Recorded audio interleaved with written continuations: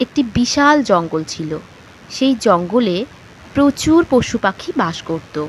ওই বনেই 3টি ষাঁড়ও বাস করত। 3 জনের মধ্যে খুব বন্ধুত্ব ছিল।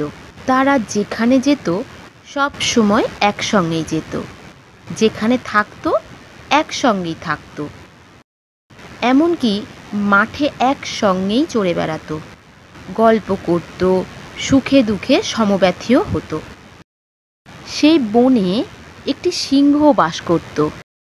সিংহটির ওই ষাঁড়গুলোকে দেখে ওদের মেরে মাংস খাওয়ার খুব ইচ্ছে হতো। সে প্রত্যেক দিন লুকিয়ে লুকিয়ে দেখত তারা কোথায় যায়, কি খায়, কিভাবে ঘোরে। যেহেতু ষাঁড়গুলো 3 জনে একসাথেই থাকতো, তাই সিংহটা সুযোগ পাচ্ছিল না, তাই তার ইচ্ছেও পূরণ হচ্ছিল না। ওই 3টি ষাঁড় এতই বলবান ছিল যে একসঙ্গে থাকলে সিংহ ওদের সাথে পেরে উঠবে না। তাই সিংহ তখন মনে মনে ভাবল, ওদের যদি আলাদা আলাদা মাঠে চড়বার ব্যবস্থা করা যায়।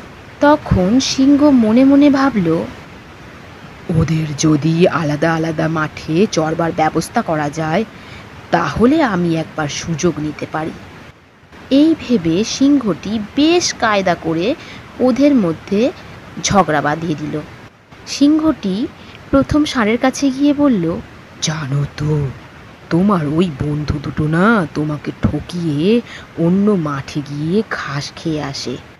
সে আরেকটি ষাঁড়ের কাছে গিয়েও সেই একই কথা বলল। আবার আরেকটি ষাঁড়ের কাছে গিয়ে ওই একই কথা বলল। তখন ষাঁড়গুলোর মধ্যে এমন ঝগড়া বাঁধল যে তারা তাদের পরস্পর মুখ দেখাদেখি পর্যন্ত বন্ধ করে দিল। ফলে তারা দূরে আলাদা আলাদা মাঠে চড়তে শুরু করলো। আর তখনই এতদিন অপেক্ষা করার পর এবার সিংহের সুযোগ এসে গেল। সে তখন ওদের একে একে করে মেরে স্বাদ মিটিয়ে মাংস খেলো। বন্ধুরা, তোমরা বুঝতেই পারছো, বন্ধুদের পরস্পর বিরোধে শত্রুরা সুযোগের সদ্ব্যবহার করে।